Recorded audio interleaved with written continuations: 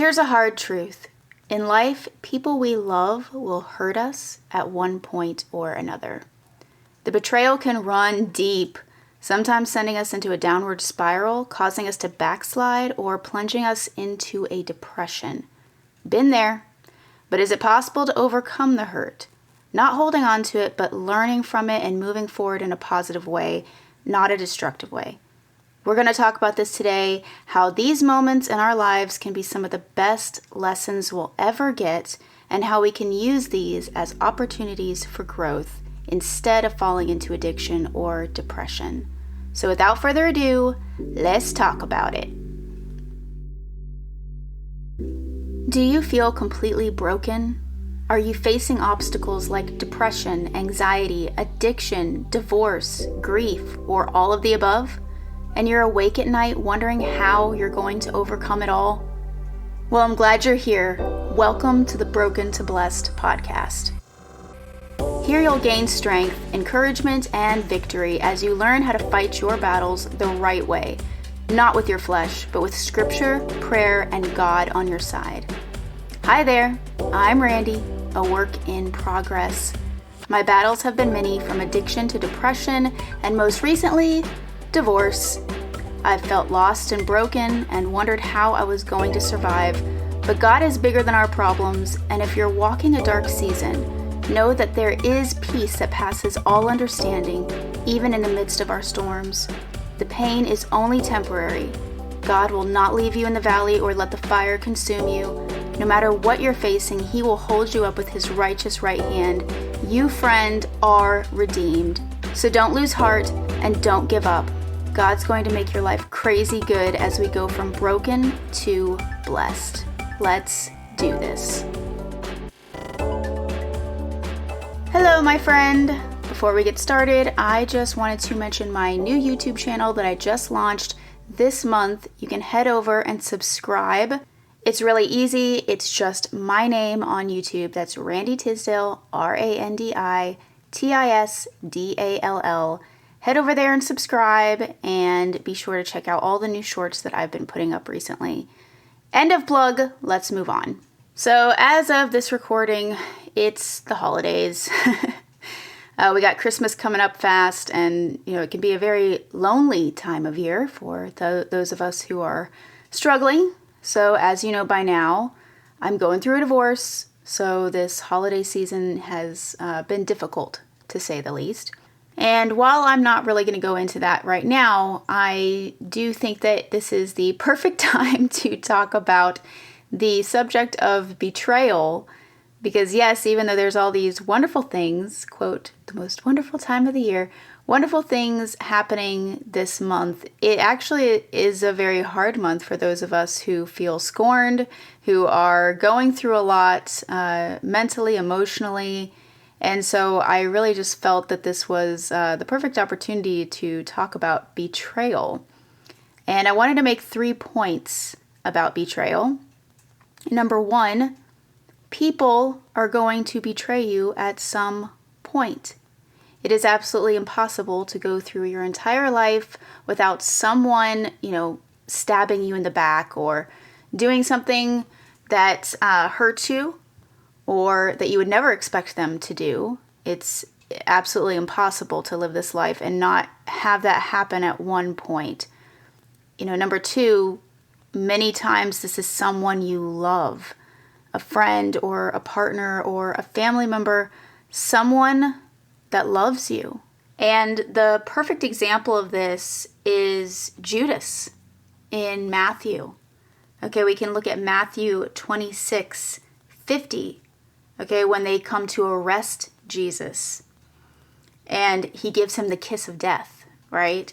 And Jesus says to him in verse 50, Jesus said, "Friend, do what you came to do." Judas, he pulled like the biggest betrayal of all time, right? And Jesus says to him, friend, because Jesus cared about Judas, that he considered him his friend. So I wanted to make that point that people that betray us are people that are the closest to us, which is why it hurts so much. Point number 3, we need to remember that the betrayal was part of a manifest moment. And sometimes it has nothing to do with you and all to do with them. So what is a manifest moment? I heard a sermon probably at this point, it was probably like a month or so ago, about manifest moments. And like it really stuck with me. And I've been thinking about it a lot and just mulling it over in my head, hence the episode today. But manifest means to reveal, okay? And when someone has a manifest moment, such as in a betrayal, they're revealing what's been going on beneath the surface, okay? Think about that for a moment. We're often shocked when people hurt us or do something that's completely out of character, and it seems just entirely out of left field. But the betrayal isn't the moment that the thing happened, okay? That is the manifest moment. The betrayal started to happen long before the moment actually happened. Does this make sense? So I'm going to use a fruit tree as an example here. Okay, I'm going to pick an orange tree, okay? All right, when you get the oranges on the tree, okay, that is the manifest moment. The seed had to be planted long before we got the orange, okay? It had to take root. It had to grow. An orange tree doesn't just pop up and bear fruit right away. That's the manifest moment. It had to take root. There had to be a long period of growth in the dark. Okay? So let's go back to Judas. The manifest moment is the kiss of death, but that wasn't the real betrayal. The betrayal started well before that. Something was going on within Judas before he betrayed Jesus. There was many steps before he did the kiss of death. So when someone betrays you, know that it was brewing beneath the surface for a while. So how does this help us? It helps us because we can see that it's not just about us. It's many things going on inside another person. Sometimes those things are happening weeks, months, years before, okay? So does this mean that we have absolutely nothing to do with it? No, but it does take some of the pressure off because we are not responsible for how other people respond or handle situations. Could we have been a contributing factor to their manifest moment? Yeah. To say otherwise would be completely ridiculous. Okay, depending on the relationship, the person, the situation, there's a lot of factors there. But more often than not, that's a fraction of what is actually going on beneath the surface in another human being. Every single person has their own set of problems, emotions, struggles, temptations. And when we see someone have a manifest moment, we just need to remember that means that there was a lot going on beneath the surface that we just didn't know about. So how do we deal with the aftermath of betrayal? This is like the meat of the episode. Number 1, don't take it personally, okay? Have compassion instead. And listen, I know this sounds like, oh, I'm making it sound so easy to not take it personally. Look, we will take it personally. I took some of the betrayal that happened to me this year very personally, okay? Very personally. Easier said than done. But we do need to stop and remember to try not to take it personally. Just because someone else does something, that doesn't mean that your value as a person goes down because someone else did something. Does that make sense? Okay? We need to remember when someone else betrays us, whoever they are in our lives, that means that there was hurting and suffering going on inside of them before this whole thing happened. They were probably going through a lot of torment before they had a manifest moment. Okay, so we need to remember that when we start to take other people's actions personally, We need to stop and have compassion for them, because if they're doing something that hurts another human being, that means that they too were also hurting. So we need to have compassion for that person. And sometimes that's something that is going to take a lot of effort on your part, and it's easier said than done, but I just wanted to bring that to your attention. Number 2, don't enter into temptation, pray instead. And I want to go back to Matthew 26:41, where Jesus, this is right before the crucifixion, where he's praying to the Lord that if it's, if he could pass this cup, to please do so. And Jesus says in 41, he says, "Watch and pray that you may not enter into temptation. The spirit indeed is willing, but the flesh is weak." And I really like this, because he's giving a warning here that when we are in extreme suffering, when we're going through trials and moments where we just are so incredibly stressed and upset, that's when the enemy can come in and tempt us with ways that we can ease our suffering. This can be things like drugs and alcohol, sex, pornography.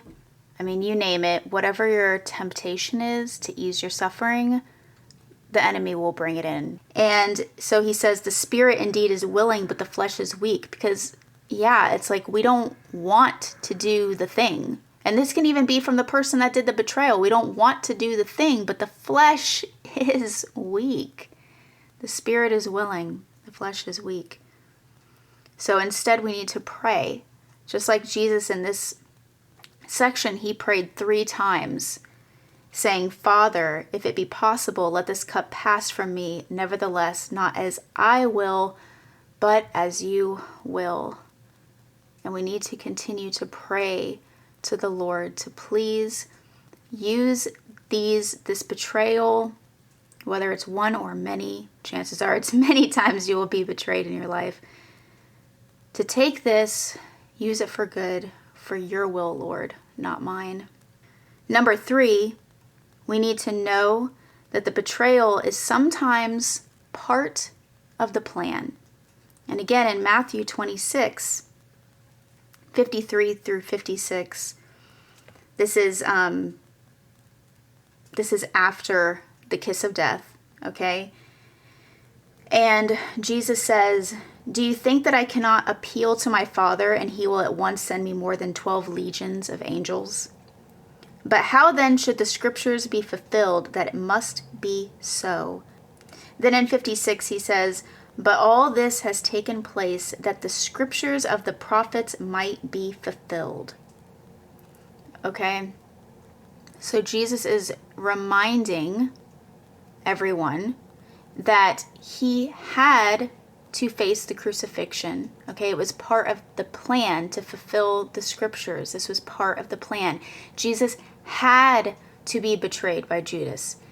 He had to face the crucifixion. It was a part of a bigger plan. And so we need to remember that in our own lives on a smaller, much smaller scale, obviously, that sometimes these manifest moments / betrayals are really just part of God's plan. And I know that sounds kind of messed up. Like, you're like, why? Why would God allow these terrible things to happen to me? Why wouldn't he take this cup from me? Right? But we have to understand that God sees things that we don't see. He hears conversations that we don't hear. He knows the hearts of people that we just don't know. Even people that we thought we were extremely close to. We still don't know their heart the way the Lord does. And sometimes I think the Lord is protecting us from other things. It's like a hurt me now, save me later kind of deal. So yeah, we might be going through something really hard now, but it could actually be saving us from going through something even worse later on down the road. And so these manifest moments are teachable moments in our lives that can help us with our personal growth, our spiritual growth. So this pretty much always means that we have to practice forgiveness, but that's an entirely different episode. I'm not going to really go into that right now. But for now, if you're feeling betrayed, if it hurts, if you're tempted to backslide or have your own manifest moment, tread carefully, okay? Just use this as an opportunity to see the bigger picture of things, okay? Things that we cannot see. The Lord sees, but we cannot fathom the rest of our lives. We really can't, okay? We have to take it one day at a time. It's not just a catchy AA saying, okay? Like, we have to take it one day at a time, because if we try to look too far in the future, we're just going to get extremely anxious and overwhelmed. And so we have to take it one day at a time, but use these moments as teaching tools to help us in the next stage of our lives. And Romans chapter 5 tells us, starting in verse 3, not only that, but we rejoice in our sufferings, knowing that suffering produces endurance, and endurance produces character, and character produces hope. And hope does not put us to shame, because God's love has been poured into our hearts through the Holy Spirit who has been given to us. So even though, even through the betrayal, through the suffering, we know that this can produce hope. Strangely enough, right? Hope is the most powerful state of mind that we can have. It's the foundation of Christianity, okay? Because what do we have if we don't have hope, y'all? So, to recap, people will hurt us. People we love will betray us, leave us, say hurtful things to us behind our backs. But instead of using that as fuel for the fire, let's remember that this is building our character. Their manifest moment can be our teaching moment, making us better people, stronger people in the long run. So I hope this was helpful today. Be sure to head over to brokentoblessed.com for more help on tough times. And also head over to YouTube and subscribe to my new channel at Randy Tisdale. I pray you have a blessed day, and I'll catch you next time.